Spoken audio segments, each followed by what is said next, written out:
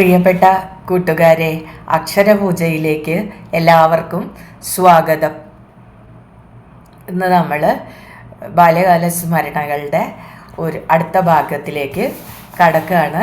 അപ്പോൾ ബാല്യകാല സ്മരണകൾ എന്ന് പറഞ്ഞിട്ടുണ്ടെങ്കിൽ നമുക്ക് ഒരു തറവാട്ടിലെ കുറേ സംഭവങ്ങളും ആ ഒരു ഗ്രാമത്തിലെ കുറേ സംഭവങ്ങളും ആണെന്ന് തോന്നുമെങ്കിലും അതിൽ ഒരു ദേശത്തിൻ്റെ ചരിത്രം കൂടി അതിൽ ഉൾക്കൊള്ളുന്നുണ്ട്. വളരെ മനോഹരമായിട്ട് ഇത് പറയുന്ന ആ രീതിയും അത് മനുഷ്യരുടെ മനസ്സിൽ നിന്ന് മാഞ്ഞു പോവാതെ പതിപ്പിക്കാനുള്ള കഴിവും മാധവിക്കുട്ടിക്ക് ജന്മസിദ്ധമായിട്ടുള്ള കഴിവാണ്. അപ്പോൾ നമുക്ക് ബാല്യകാല സ്മരണകളിലൂടെ സഞ്ചരിക്കുമ്പോൾ നാം ഒരു ദേശത്തിൻ്റെ സാമൂഹിക ബന്ധങ്ങളിലൂടെ അവിടുത്തെ വിദ്യാഭ്യാസത്തിൻ്റെ ഒരു ദേശത്തിൻ്റെ പ്രത്യേകതയുള്ള ഒരുപാട് കാര്യങ്ങൾ ആ നാട്ടുഭാഷയിലൂടെ ഒക്കെ നമ്മളിങ്ങനെ സഞ്ചരിച്ച് പോവുകയാണ്. അപ്പം ഒരു ദേശം അല്ലെങ്കിൽ ഒരു വീട്, ഒരു തറവാട്, തൻ്റെ വേരുകൾ എത്രമാത്രം ഒരാളുടെ ഉള്ളിൽ ആഴത്തിൽ സ്വാധീനം ചെലുത്തുന്നു എന്നതിനു കൂടി ഉദാഹരണമാണ് ഈ ബാല്യകാല സ്മരണകൾ. അപ്പോൾ നമുക്കതിലൂടെ വീണ്ടും സഞ്ചാരം തുടരാം. ആയിടയ്ക്കാണ് എലിയങ്ങാട്ട് സ്കൂളിൽ പഠിപ്പിക്കുവാനായി കാട്ടമ്പാല എന്ന ഗ്രാമത്തിൽ നിന്നും വഞ്ചി കയറി ഒരു പുതിയ ടീച്ചർ വന്നെത്തിയത്. കറുത്തു മെലിഞ്ഞ ആ സ്ത്രീ ചട്ടയും മുണ്ടുമാണ് ധരിച്ചിരുന്നത്. കരയില്ലാത്ത കവണി കൊണ്ട് മാർവിടം മറിച്ച് തൻ്റെ മുടി മുറുകി കെട്ടിവെച്ച് കക്ഷത്ത് കുടയും കയ്യിൽ ചോറ്റിൻ പാത്രവുമായി ഏലച്ചാർ ടീച്ചർ ആദ്യം വന്നെത്തിയപ്പോൾ തന്നെ ആ കറുത്ത മുന്തിരി കണ്ണുകളിൽ പ്രതിഫലിച്ച ആജ്ഞാശക്തിക്കും മുമ്പിൽ ശിരസുകൾ താണു. ഹെഡ് മാസ്റ്ററും സ്വരം താഴ്ത്തിക്കൊണ്ട് ആചാരവാക്കുകൾ പറഞ്ഞു. ടീച്ചർ സംസാരിച്ചപ്പോൾ അവരുടെ കഞ്ഞിപ്പശ ചക്ക മുറിച്ച കത്തിയിൽ മുളഞ്ഞെന്ന പോലെ അന്തരീക്ഷത്തിൽ പറ്റി നിൽക്കുന്നതായി ഞങ്ങൾക്ക് തോന്നി. ടീച്ചർ വലിയ കുട്ടികളെ മാത്രമേ ഇംഗ്ലീഷ് പഠിപ്പിച്ചിരുന്നുള്ളൂ. എൻ്റെ ക്ലാസ്സിൻ്റെ തൊട്ടടുത്തായിരുന്നു 7ാം ക്ലാസ്. അതായിരുന്നു ആ സ്കൂളിൽ വെച്ച് വലിയ ക്ലാസ്.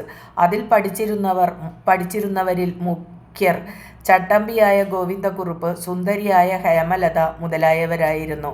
കടലാസ് ചുരുട്ടിയെറിയാതെയും മൂങ്ങയുടെ ശബ്ദം പുറപ്പെടുവിക്കാതെയും കുറുപ്പ് എലച്ചാർ ടീച്ചറുടെ പ്രസംഗം ശ്രദ്ധിച്ചു. ഇംഗ്ലീഷും മലയാളവും ഭർത്താവും ഭാര്യയും എന്ന പോലെ ഒരുമയോടെ ഒന്നിച്ചു കഴിയണമെന്നും ബ്രിട്ടീഷുകാർ ഇന്ത്യ വിട്ടുപോകണമെന്നുള്ള വാശി ഗാന്ധിയുടെ പൂതി മാത്രമാണെന്നും അത് നടക്കാനിടയില്ലെന്നും ടീച്ചർ 7ാം ക്ലാസ്സിലെ കുട്ടികളോട് പറഞ്ഞു. നമ്പിടി മാസ്റ്റർ ഞങ്ങൾ കേൾക്കാനായി ഓമനത്തിങ്കൾ കിടാവോ എന്ന താരാട്ട് കുഞ്ഞുണ്ണി നമ്പീശൻ്റെ മകൾ ഊർമിളയെ കൊണ്ട് പാടിക്കുകയായിരുന്നു. മലയാളം പീരിയഡിൽ ആ താരാട്ട് ആവർത്തിക്കപ്പെടുന്നത് സാധാരണമായിരുന്നു. താരാട്ട് കേൾക്കുമ്പോഴൊക്കെ ഞാനും ബാക്കിയുള്ള കുട്ടികൾ ഉറങ്ങുകയോ ഉറക്കം തൂങ്ങുകയോ ചെയ്തു. എലച്ചാർ ടീച്ചറിൻ്റെ വാക്കുകൾ എന്നെ ഉണർത്തുക മാത്രമല്ല, എന്നെ അസ്വാസ്ഥ്യപ്പെടുത്തുകയും ചെയ്തു. ഗാന്ധിജിയുടെ പ്രയത്നങ്ങളെല്ലാം നിഷ്ഫലങ്ങളായാൽ അമ്മയ്ക്കും അമ്മമ്മയ്ക്കും ചെറിയമ്മയ്ക്കും തങ്ങളുടെ ത്യാഗങ്ങളെപ്പറ്റി പശ്ചാത്തപിക്കേണ്ടി വരുമോ എന്ന് ഞാൻ ഭയന്നു. എലച്ചാർ ടീച്ചർ വെളുത്ത വസ്ത്രങ്ങൾ മാത്രമേ ധരിച്ചിരുന്നുള്ളൂ. പക്ഷേ അവ മൽമൽ വസ്ത്രങ്ങളായിരുന്നു.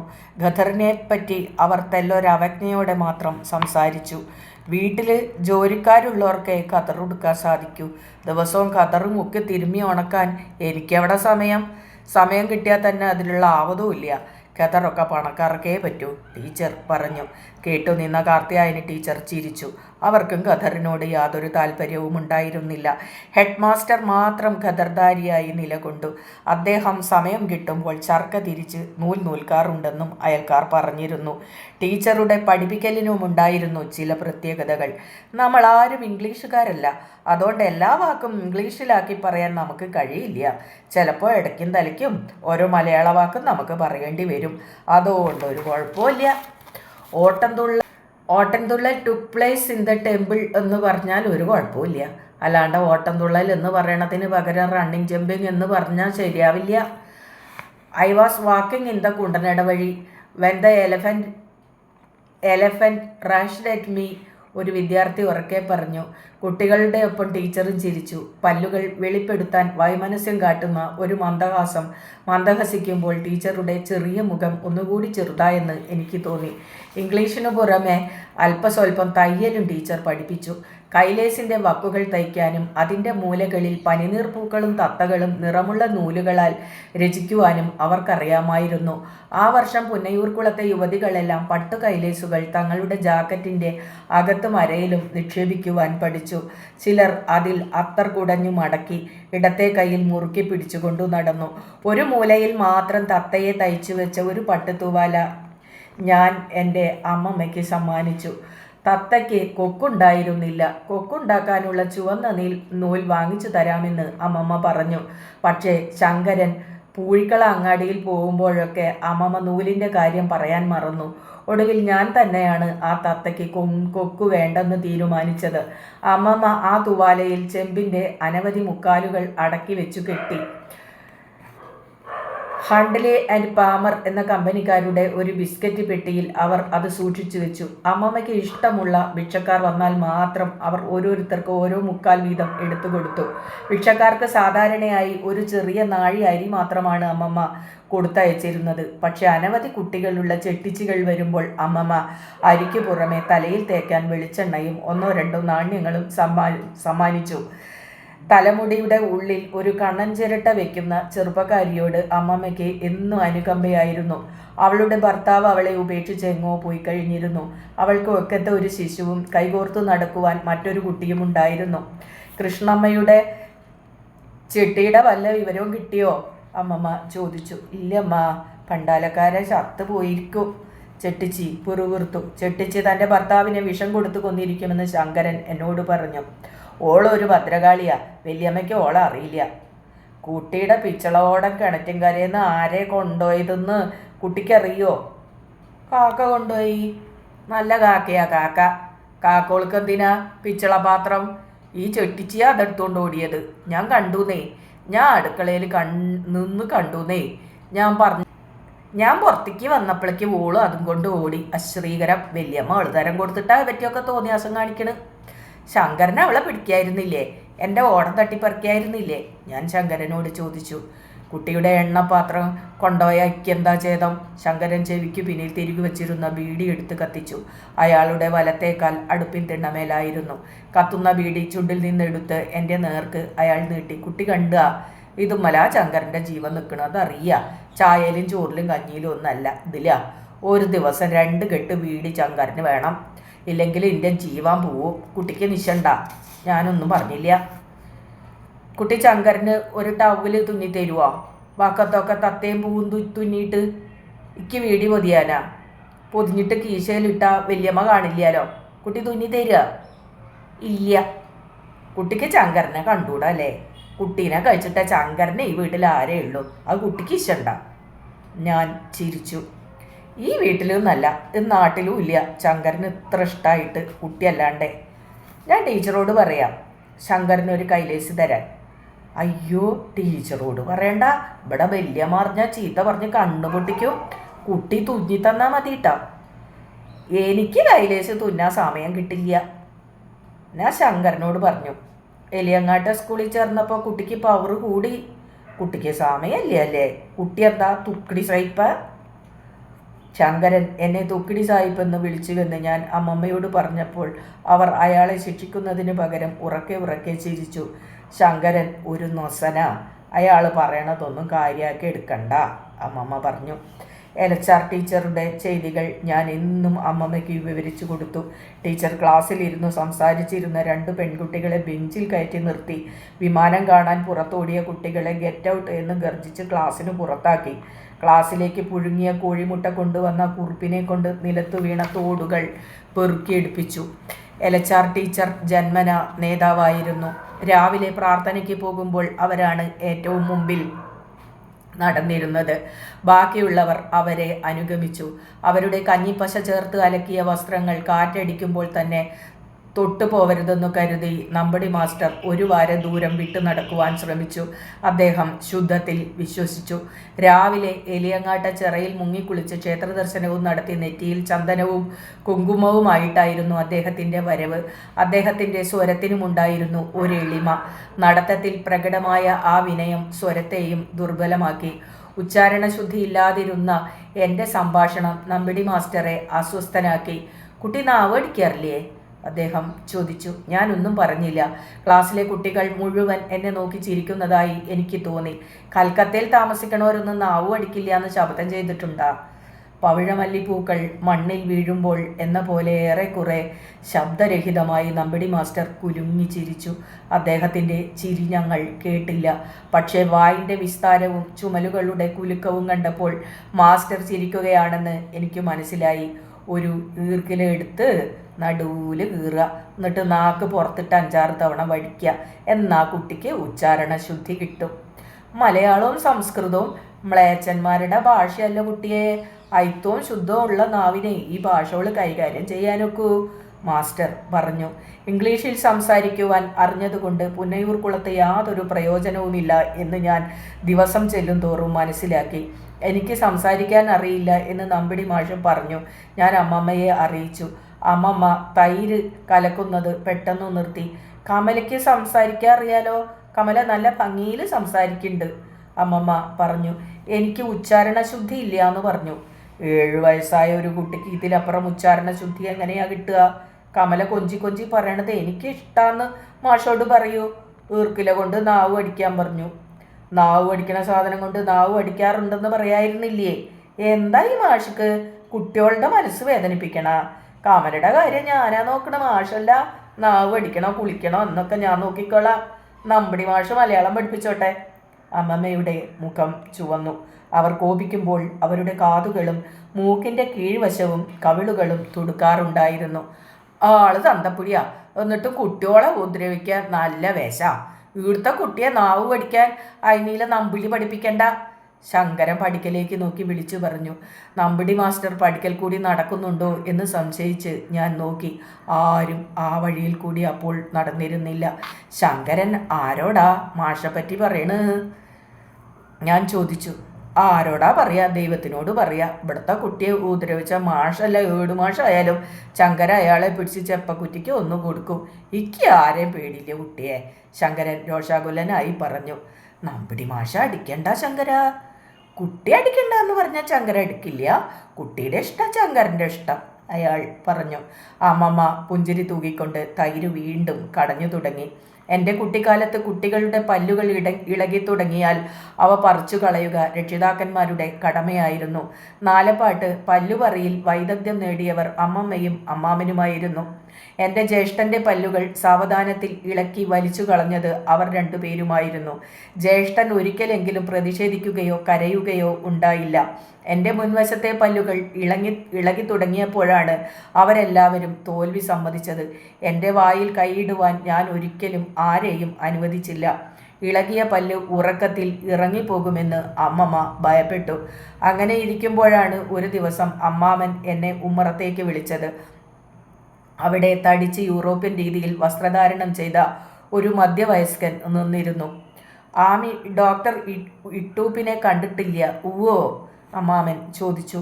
അയാൾ പിടിച്ചിരുന്ന കറുത്ത് വയറു വീർത്ത തോൽസഞ്ചിയിൽ എനിക്കായി അച്ഛൻ കൊടുത്തയച്ച സമ്മാനങ്ങളായിരിക്കാമെന്ന് ഞാൻ കരുതി. അതുകൊണ്ടാണ് ഞാൻ ചിരിച്ചുകൊണ്ട് അയാളുടെ അടുത്തേക്ക് നീങ്ങിയത്. ഒരു കൈ എൻ്റെ ചുമലിൽ ചുറ്റി മറ്റേ കൈകൾ കൊണ്ട് അയാൾ എൻ്റെ വായി തുറന്നു. ഒരൊറ്റ നിമിഷത്തിനുള്ളിൽ എന്നെ കലശലായി നോവിച്ചുകൊണ്ട് ഒരു ചവണയാൽ അയാൾ എൻ്റെ പല്ല് പറിച്ചെടുത്തു. എൻ്റെ കണ്ണുകൾ നിറഞ്ഞൊഴുകി. കരയുവാൻ കൂടി മറന്ന് ഞാൻ അമ്പരന്നു നിന്നു. അമ്മാമൻ എനിക്ക് വായി കഴുകുവാൻ വെള്ളമെടുത്തു തന്നു. അമ്മമ്മ എന്നെ അകത്തേക്ക് കൊണ്ടുപോയി. കുറ്റബോധം കൊണ്ടാവണം അവർ കരഞ്ഞുകൊണ്ടിരുന്നു. എൻ്റെ സമ്മതം ചോദിക്കാതെയുള്ള ആ പല്ലുപറിക്കൽ എന്നോട് വീട്ടുകാർ കാട്ടിക്കൂട്ടിയ വിശ്വാസവഞ്ചനയായി എനിക്ക് തോന്നി. ഉപ്പുചേർത്ത വെള്ളം കൊണ്ട് ഞാൻ വായി കഴുകി. രക്തം ഒഴുകാതെയായപ്പോൾ അമ്മമ്മ പറഞ്ഞു, ഇനി കമലയ്ക്ക് നല്ല ഭംഗിയുള്ള പല്ല് വരും. പറിച്ച പല്ല് ചാണകത്തെ പൊതിഞ്ഞ് പെരപ്പുറത്ത് എറിഞ്ഞാലേ നല്ല പല്ല് മുളയ്ക്കൂ, ദേവകി പറഞ്ഞു. പല്ലെവിടെ? പല്ല് അപ്പാത്തിക്കരി കൊണ്ടുപോയോ? ശങ്കരൻ ചോദിച്ചു. അയാൾ പല്ല് ദൂരക്കിട്ടിട്ടുണ്ടാവും. ഇനിയിപ്പോൾ എന്താ ചെയ്യുക? ദേവകി അമ്മമ്മയോട് ചോദിച്ചു. ഒന്നും ചെയ്യണ്ട, നല്ല പല്ല് മുളച്ചോളും, അമ്മമ്മ പറഞ്ഞു. ചാണത്തെ പൊതിഞ്ഞ് പെരപ്പുറത്തേക്ക് ഇട്ടില്ലെങ്കിൽ കുട്ടിക്ക് കോത്രപ്പല്ല മുളയ്ക്കുക, ദേവകി പറഞ്ഞു.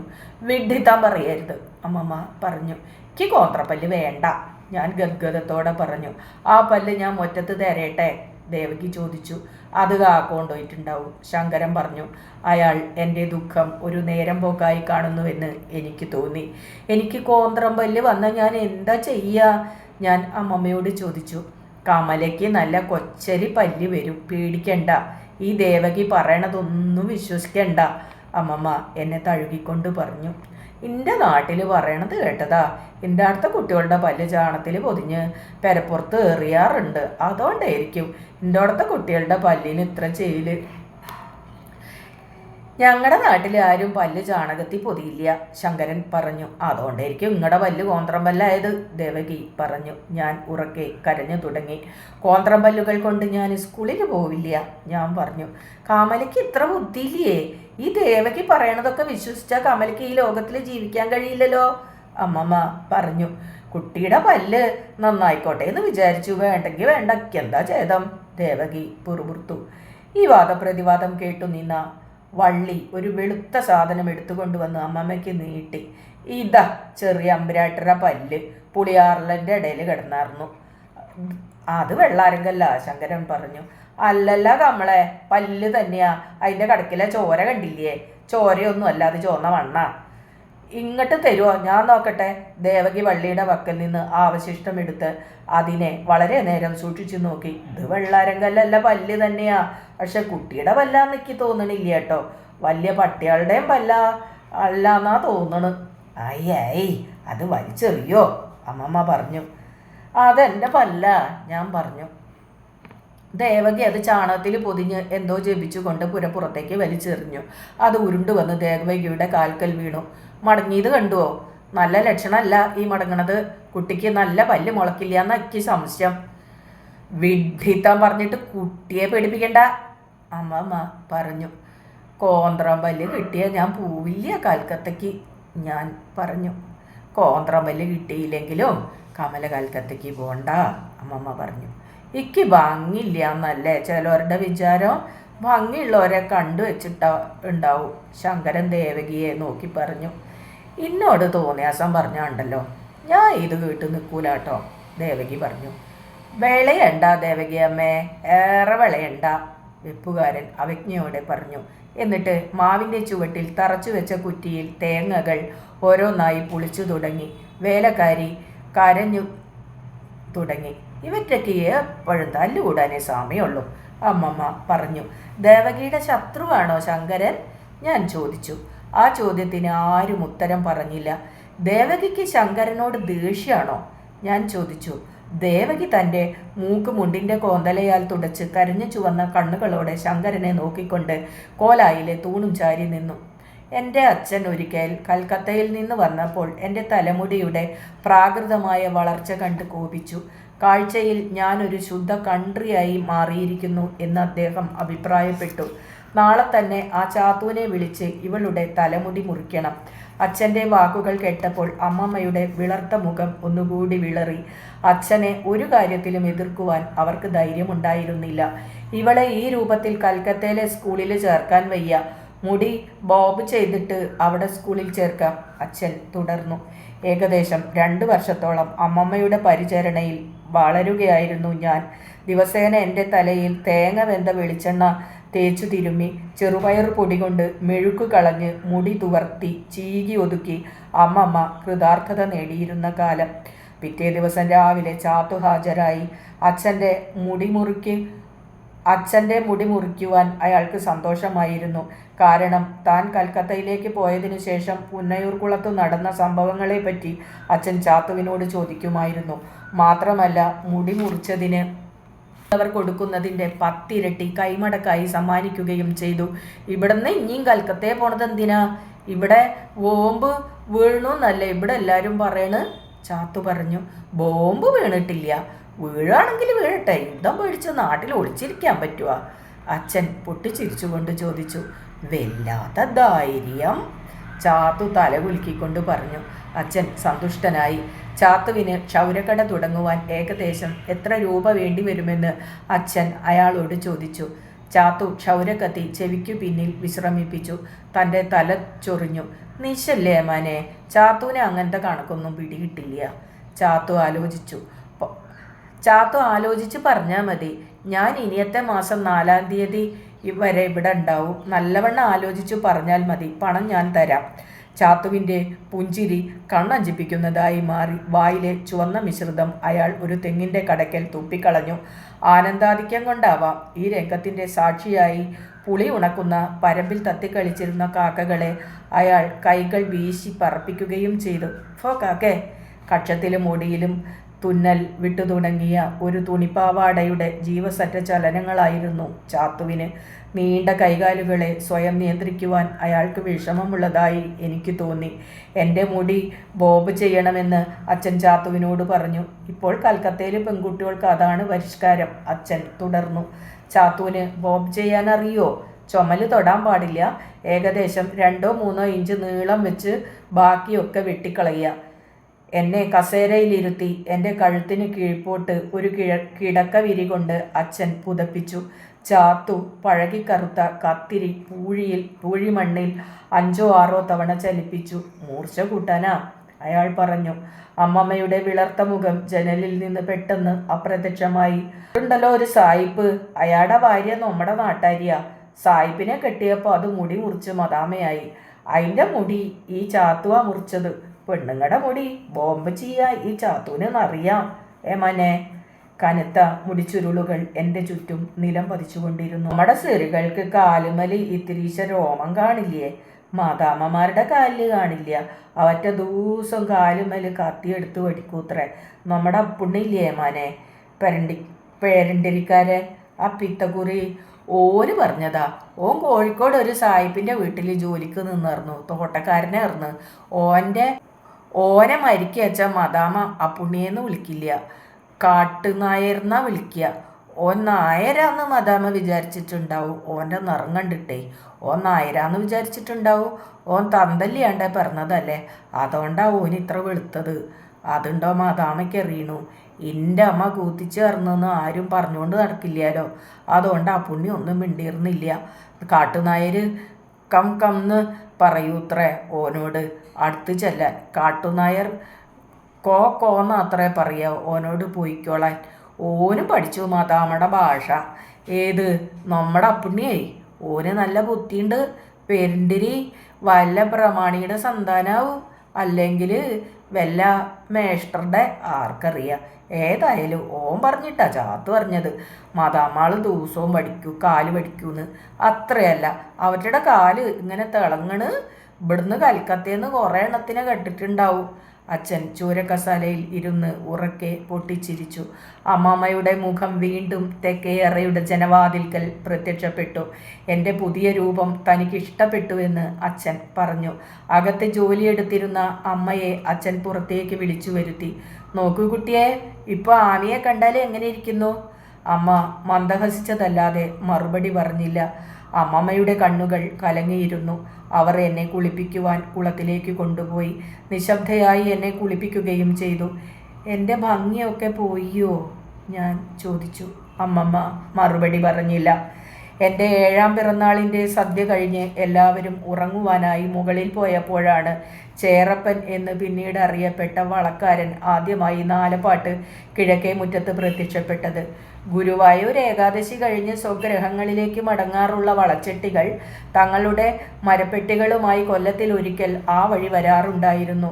നല്ല കച്ചവടം നടന്നാലും അവരുടെ പെട്ടികളിൽ ചുവന്ന ടിഷ്യൂ കടലാസിൽ പൊതിഞ്ഞ മുക്കുവളകളും ചീപ്പുകളും കുപ്പിവളകളും റോസ് നിറമുള്ള പട്ടുനാടയും അവശേഷിക്കാറുണ്ടായിരുന്നു.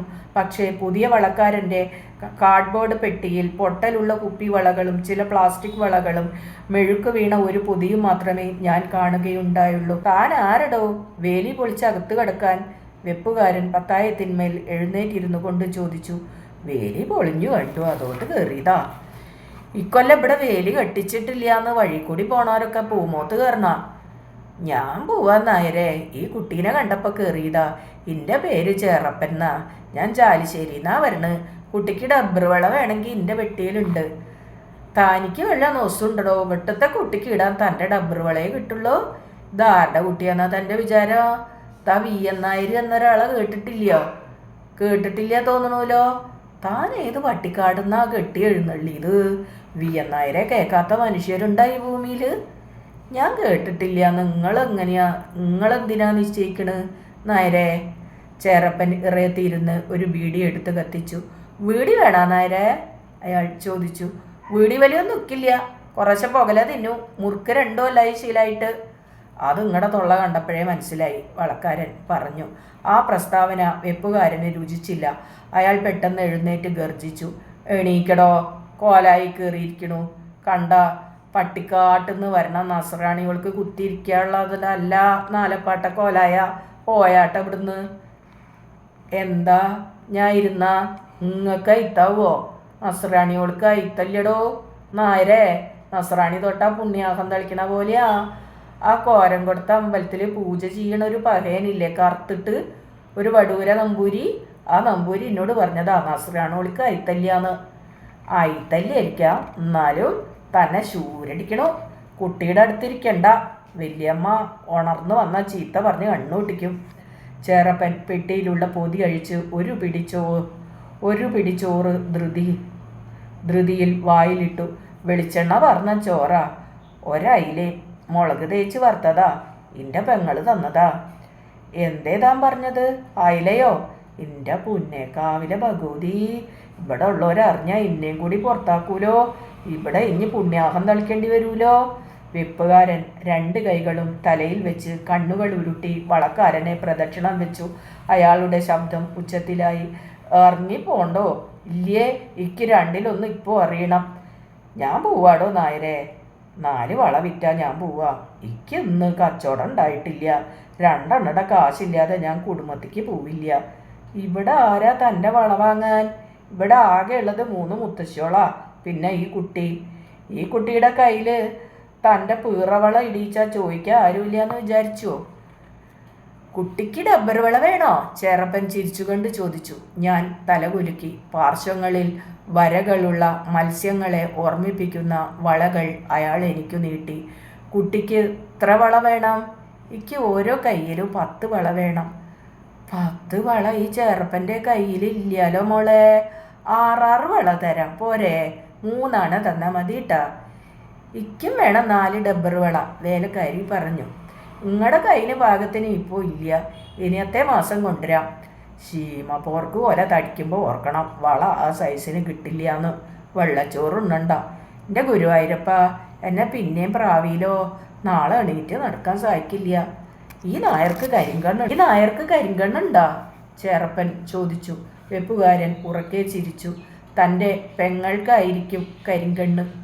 എൻ്റെ പെങ്ങളെ പറയണത് എന്തിനാ? എൻ്റെ പെങ്ങളോട് നിങ്ങൾക്കെന്താ ശത്രുത? വെപ്പുകാരൻ വീണ്ടും ചിരിച്ചു. അടുക്കളവാതിലിൻ്റെ പടിമേൽ തപ്പി ചില നാണയങ്ങൾ എടുത്ത് അയാൾ ചേരപ്പന് കൊടുത്തു. എടുത്തോളോ, തൻ്റെ 3 അണ. വല്യമ്മ ഉണർന്നു വരുമ്പോഴേക്കും പോയിക്കോളോട്ടോ. ചീത്ത പറഞ്ഞ് കണ്ണു പൊട്ടിക്കും. കോലായം ആകെ ചൂരടിച്ചു. എൻ്റെ ഒരു പെങ്ങളും ആയമ്മ ഭർത്തായില്ലേ. ചൂരടിക്കണമൊന്നുമില്ല, വെറുതെ തോന്നാണ്. ഞാൻ പോട്ടെ കുട്ടിയെ. പിന്നീട് എല്ലാ വേനലിൻ്റെ ഒഴിവിനും ചേരപ്പനിൽ നിന്ന് ഞാൻ വളകൾ വാങ്ങിച്ചു.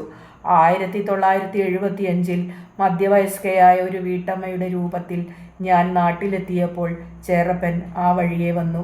ചുരുണ്ട തലമുടി നരച്ചിരുന്നു. പഴയ വേഷം തന്നെ. ചേരപ്പനല്ലേ? ഞാൻ ചോദിച്ചു. അതെ. റബ്ബർ വള ഉണ്ടോ? അമ്മയുടെ കൈക്ക് പാകത്തിനോ? അതെ. ഇല്ലല്ലോ, കുട്ടിയേക്കുള്ള ചെറിയ വള എൻ്റെ വെട്ടിയിലുള്ളൂ. കാണട്ടെ. നൈലോൺ വളകൾ, പൊട്ടലുകളുള്ള കുപ്പിവളകൾ, മെഴുക്കുപുരണ്ട ഒരു പൊതി. ആ പൊതിയിൽ എന്താ? അതിൽ കുറച്ച് ചോറ, വെളിച്ചെണ്ണ പറഞ്ഞ ചോറ, ഒരയിലെ മുളക് പുരട്ടി വറുത്ത മീനാ. പെങ്ങൾ വറുത്ത് തന്നതാണോ? പെങ്ങളോ? എനിക്ക് പെങ്ങളില്ല. എൻ്റെ ആകെയുള്ള പെങ്ങൾ മരിച്ചിട്ട് 15 കൊല്ലായി. എൻ്റെ ഇളയ മോള് വറുത്ത് തന്നതാ, എൻ്റെ മേരി. ചേരപ്പന് ഓർമ്മയുണ്ടോ പണ്ട് ഇവിടെ വന്നിരുന്നത്? കമലാന്ന് പേരുള്ള ഒരു കുട്ടി ഇവിടെ ഉണ്ടായിരുന്നു. അത് റബ്ബർ വള വാങ്ങിച്ചിരുന്നു. ആ കുട്ടീനെ ഓർമ്മയുണ്ട്. അത് കൽക്കത്തയ്ക്ക് പോയി, പിന്നെ അതിനെ കണ്ടിട്ടില്ല. അത് മരിച്ചു എന്ന് കേട്ടു. നല്ല സ്ഥായിയുള്ള കുട്ടിയായിരുന്നു. ആരാ പറഞ്ഞത് ആ കുട്ടി മരിച്ചുന്ന്? ഞാൻ കോട്ടപ്പടിന്ന് കേട്ടതാ. ആ കുട്ടി ആസ്പത്രി കിടന്ന് മരിച്ചു അത്രേ. എനിക്ക് നെഞ്ഞ് പൊട്ടി. എൻ്റെ ജീവനായിരുന്നു. ചെറുപ്പാന്ന് വിളിച്ച് പിന്നിൽ ഓടുമായിരുന്നു. എപ്പോഴും ചിരിച്ചുകൊണ്ട് ഒരു കുട്ടി, പാവം, അത് മരിച്ചു അത്രേ. എൻ്റെ അമ്മായിയുടെ അനുജത്തിയുടെ മൂത്ത മകൾ ലീലയെ ഞങ്ങൾ കുട്ടികൾ അന്ന് ലീലോപ്പു എന്നാണ് വിളിച്ചിരുന്നത്. നല്ല ഉയരമുള്ള മെലിഞ്ഞ ശരീരം, എള്ളെണ്ണയുടെ നിറം, തടിച്ചതെങ്കിലും ആകർഷകങ്ങളായ ചുണ്ടുകൾ, ചുമലുകൾ കുലുക്കിക്കൊണ്ട് ആരെയും കൂട്ടാക്കാത്ത മട്ടിലുള്ള നടത്തം. ലീലോപ്പുവിൻ്റെ ചേഷ്ടകളും ഭാവങ്ങളും അനുകരിക്കുവാൻ ഞങ്ങൾ ശ്രമിച്ചു. ഞങ്ങളോടൊപ്പം കളിക്കുവാൻ അവർ മുതിർന്നില്ല. മാറി നിൽക്കിൻ കുട്ടിയോളെ എന്ന് പറഞ്ഞുകൊണ്ട് അവർ ഞങ്ങളെ വഴിയിൽ നിന്ന് തട്ടിമാറ്റാറുണ്ടായിരുന്നു. 16 വയസ്സുകാരിയുടെ സർവ്വപ്രതാപങ്ങളും അവർ പ്രദർശിപ്പിച്ചു. ആയിടയ്ക്കാണ് ലീലോപ്പുവിൻ്റെ പുസ്തകക്കെട്ടിൽ നിന്ന് ഒരു പ്രണയലേഖനം നിലത്തു വീണത്. പ്രാണപ്രിയയായ ലീലയെ പിരിഞ്ഞ് ഒരു ദിവസം കൂടി ജീവിക്കുവാൻ തനിക്ക് വയ്യെന്ന് ഒരാൾ അതിൽ എഴുതിയിരുന്നു. അമ്മാമ്മമാരും വലിയമ്മമാരും ചർച്ചകൾക്കു ശേഷം കഥാനായികയെ വിളിച്ചു വരുത്തി. കത്ത് അവളുടെ നേർക്കു നീട്ടി. ലീലോപ്പ് കത്തെടുത്ത് പൊട്ടിച്ചിരിച്ചു. തിരിഞ്ഞു നടക്കുമ്പോൾ അമ്മാമൻ ചോദിച്ചു, ഇതാരെഴുതിയ കത്താ? അമ്മാളു എഴുതിയ കത്താ. എൻ്റെ ക്ലാസ്സിൽ പഠിക്കണ അമ്മാളു. നിഷ്കളങ്കയായ ലീലോപ്പുവിനെ അധികം താമസിയാതെ ആന്ധ്രാപ്രദേശത്തിൽ ഉദ്യോഗം വഹിച്ചിരുന്ന ഒരു യുവാവിന് വീട്ടുകാർ വിവാഹം ചെയ്തു കൊടുത്തു. ലീലോപ്പുവിൻ്റെ വിവാഹത്തിന് ധരിക്കുവാനായി അമ്മായിയുടെ മറ്റൊരനുജത്തിയായ ശാരദോപ്പു കോയമ്പത്തൂരിൽ നിന്ന് എനിക്കും മാലതിക്കുട്ടിക്കും പട്ടു ജാക്കറ്റുകൾ കൊണ്ടുവന്നു തന്നു. ഇളം നീലപ്പട്ടിൽ വർണ്ണനൂലുകൾ കൊണ്ട് പൂക്കളും ലതകളും തുന്നിച്ചേർത്തിരുന്നു. അതിൻ്റെ സൗന്ദര്യത്തിലും കാന്തിയിലും ഞാൻ സ്തബ്ധയായി. അത്ര മനോഹരമായ ഒരു പാരിതോഷികം എനിക്ക് ജീവിതത്തിൽ അതിനു മുമ്പും അതിനു ശേഷവും ലഭിച്ചിട്ടില്ല. എൻ്റെ ആഗ്രഹം സാധിക്കുവാൻ മറ്റൊരു മാർഗവുമില്ലാതെ അമ്മമ്മ ശാരദോപ്പുവിന് എഴുതിയിരുന്നു ഒരു പട്ടുകുപ്പായം കൊണ്ടുവരാൻ. എൻ്റെ അച്ഛന് അത്തരം അഭ്യർത്ഥനകളോട് വെറുപ്പായിരുന്നു. തൻ്റെ കുട്ടികൾ വില കുറഞ്ഞതും പകിട്ട് കുറഞ്ഞതുമായ വസ്തുക്കൾ മാത്രമേ ഉപയോഗിക്കുവാൻ പാടുള്ളൂ എന്ന് അദ്ദേഹം വിശ്വസിച്ചു. ഞങ്ങൾക്ക് അനുവദിച്ചു തന്ന ജീവിതചര്യ തന്നെയായിരുന്നു അദ്ദേഹത്തിൻ്റെ മക്കളായി ജനിച്ചതിനുള്ള ശിക്ഷയും. നീല ജാക്കറ്റ് അതിൻ്റെ മാർദ്ദവത്താൽ എന്നെ ആശ്ലേഷിച്ചു. ആലിലകൃഷ്ണൻ പതക്കമായ ഒരു ചങ്ങല എനിക്കുണ്ടായിരുന്നു. മാലതിക്കുട്ടി അമ്മായിയുടെ കല്ലുവെച്ച നെക്ലേസ് ധരിച്ചു. ലീലോപ്പു മഞ്ഞ പട്ടുസാരി ഉടുത്ത് തലയിൽ പൂമാല ചൂടി നവവധുവായി. ആ കല്യാണത്തിനു ശേഷം ഞാൻ തലമുടി കെട്ടിവെക്കുവാൻ ശ്രമിച്ചു തുടങ്ങി. കിണറ്റിൻകരയിൽ വളർന്നു നിന്ന മുല്ലമൊട്ടുകൾ കൊണ്ട് മാലകൾ ഉണ്ടാക്കുവാൻ ഞാൻ പഠിച്ചു. ശാരദോപ്പുവിനോട് ഞങ്ങൾക്കെല്ലാവർക്കും ബഹുമാനമായിരുന്നു. അവർ തൻ്റെ ഭർത്താവായ എഞ്ചിനീയർ കാത്തൊള്ളിൽ കുമാരമേനോൻ്റെയും കുഞ്ഞുങ്ങളുടെയും ഒപ്പം കോയമ്പത്തൂരിലായിരുന്നു താമസിച്ചിരുന്നത്. കൊല്ലത്തിൽ 3-4 തവണ അവർ തങ്ങളുടെ കറുത്ത ഫോർഡ് കാറിൽ നാട്ടിലേക്ക് വരാറുണ്ടായിരുന്നു. ക്ഷേത്രങ്ങൾ സന്ദർശിക്കുക അവർക്ക് ഏറ്റവും ഇഷ്ടപ്പെട്ട പരിപാടിയായിരുന്നു. അതുകൊണ്ട് എപ്പോൾ വരുമ്പോഴും എല്ലാവർക്കും വിതരണം ചെയ്യാനായി പല വക പ്രസാദങ്ങൾ അവർ കൊണ്ടുവരാറുണ്ടായിരുന്നു. അരവണ പായസം, പഞ്ചാമൃതം, ചുവന്ന ചരടുകൾ, കളഭം, നെയ്യപ്പം, വട, പഴം, ശർക്കര മുതലായവയെല്ലാം ആ കാറിൻ്റെ ഉള്ളിൽ കാണുമായിരുന്നു. കുട്ടികളെ പരിചരിക്കുന്ന കല്യാണിയമ്മ എന്ന വൃദ്ധയും അവരുടെ കൂടെ സഞ്ചരിച്ചിരുന്നു.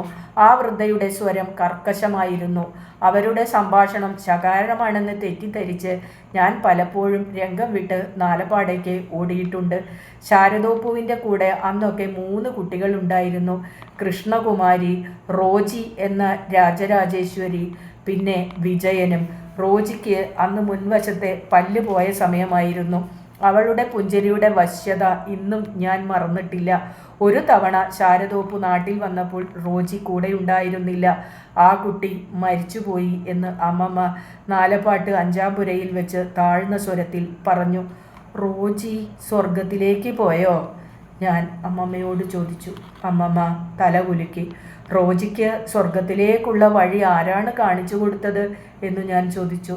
സ്വർഗത്തിലേക്കു കാൽനടയായി റോജി പോയോ എന്നും. അമ്മമ്മ മുണ്ടിൻ്റെ കോന്തല കൊണ്ട് കണ്ണുകളും മൂക്കും തുടച്ചു.